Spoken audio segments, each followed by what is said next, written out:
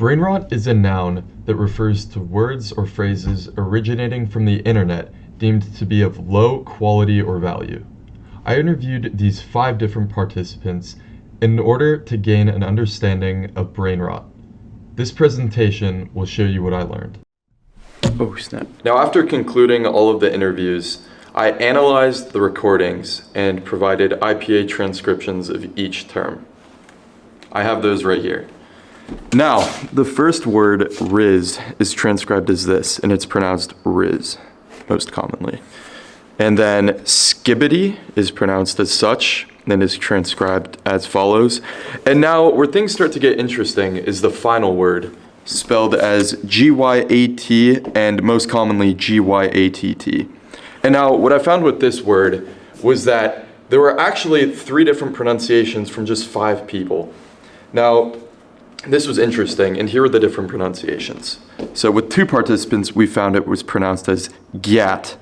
With 2 more participants, it was pronounced as gyat. And with only 1 participant, it was pronounced more as gayat.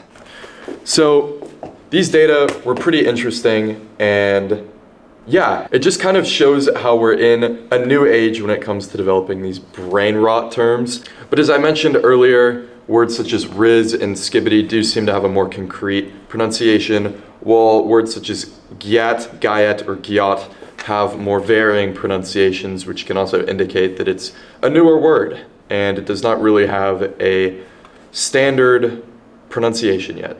In addition to providing IPA transcriptions for each word, I also asked participants to rank different sample sentences in terms of how grammatically correct they were.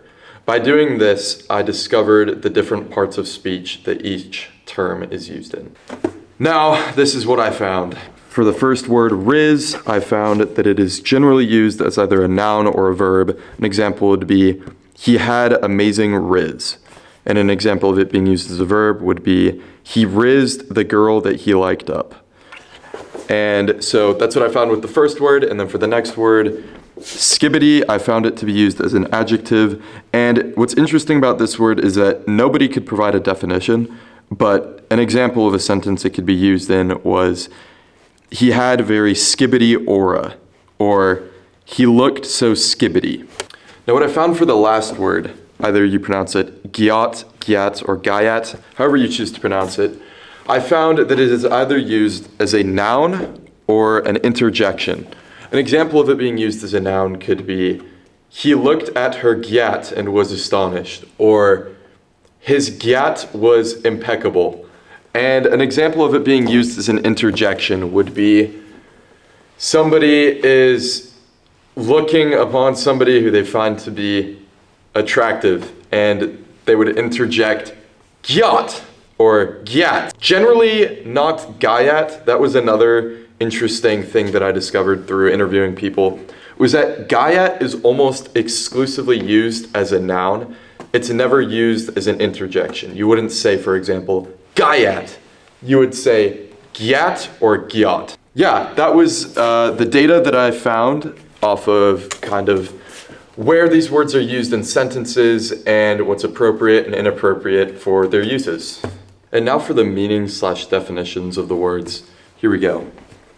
First, we have riz, and what I found is that a lot of participants said that it's short for charisma, so it can kind of be used as a synonym of this word, and it is often used to describe the ability to pursue a romantic interest. It can also be used as more of a verb, for example, like you riz somebody up. And now for the next word, skibbity. What was interesting is that I found that there was no real definition, and none of the participants could even provide a remote definition, but they did answer that it is often used as kind of a comical adjective, kind of like a funny word that doesn't really mean anything, but when it is used, it's used as an adjective. Now the last word, gyat, gayat, or gyat, however you choose to pronounce it, I found that most participants said that it's basically a noun meaning roughly a large butt.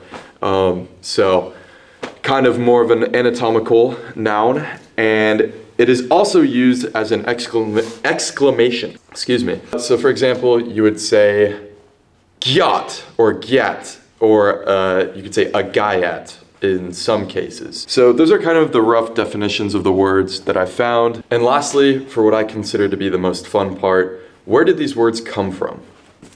Well, I figured it out. So while interviewing people and also doing some research online, I found the word riz to be derived from the word charisma.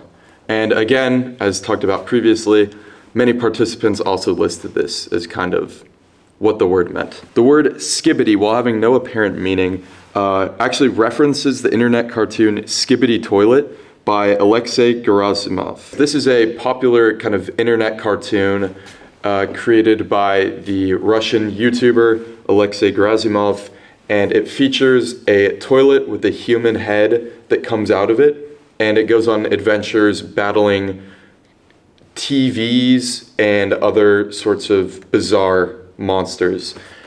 And so more of an obscure reference. The last word, gyat, gayat, or gyat, is actually derived from the phrase goddamn, which is a little bit more offensive, so it could also maybe be seen as a euphemism.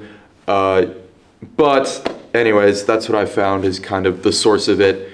And you can actually go back through TikToks and other internet content and find the word gyat or gyat being used in combination with the word damn. So you might say gyat damn or gyat damn is kind of the variations that were apparent earlier on in internet history.